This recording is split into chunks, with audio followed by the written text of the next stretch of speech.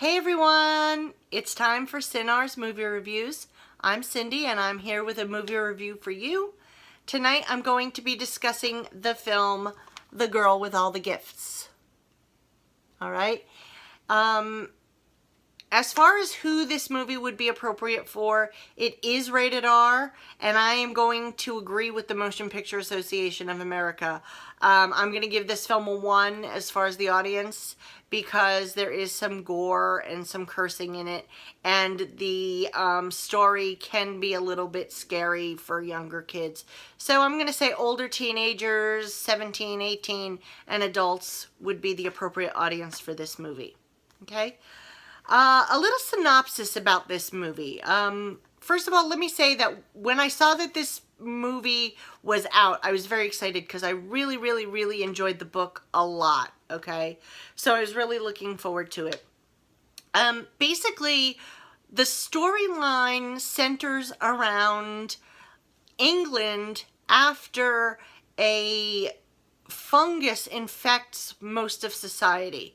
And what the fungus does is it turns people into these things called hungries. And essentially they're zombies.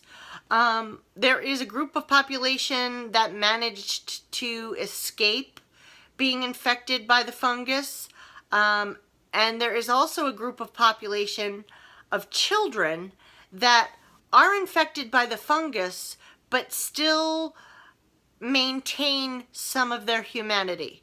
Okay, so basically what they did was they rounded up these children and they're studying them to try to come up with a cure for the virus itself. A number of different scenarios happen, and the facility where they were testing these children gets overrun by the zombies, and a handful of characters escape the facility.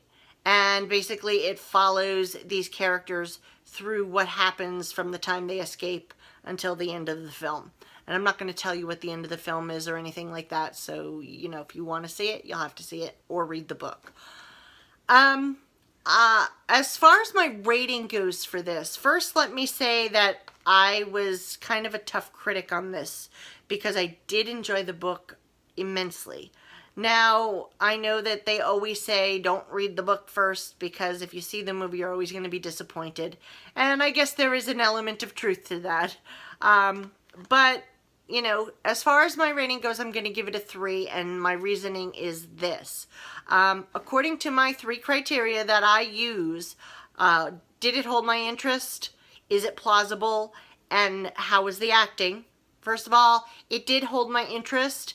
However, there were pieces of the plot that were in the book that were not in the movie that I felt were kind of essential to be in the movie, but I guess, you know, in the interest of time and in the interest of filmmaking, they cut a lot of it out. So I was a little disappointed about that, but overall it held my interest. Is it plausible? It's a zombie apocalypse film. You know, how plausible is it? As far as, you know, how was it for the actors who were in that scenario? Yes, I think that, you know, if I was faced with something similar, I would behave the same way. So, yes, it is plausible. And how was the acting?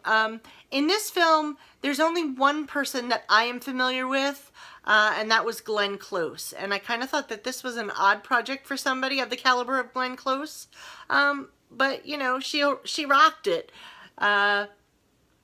You know, everybody in this film, I think, did a great job with their role. The little girl who plays the central character in the film, she was great. The other 2 people who are also main characters in this were also great. So overall, I think that, you know, the acting was solid. All right. As far as my overall review for this movie, I'm going to give it 3 out of 5. And the reason I'm giving it a 3 out of 5 is because I think that they could have sacrificed some of the stuff that they did put in with some of the stuff that would have made the story a little bit more compelling. They kind of rushed over how that relationship between the two main characters was formed, etc. And I think that's a really critical part.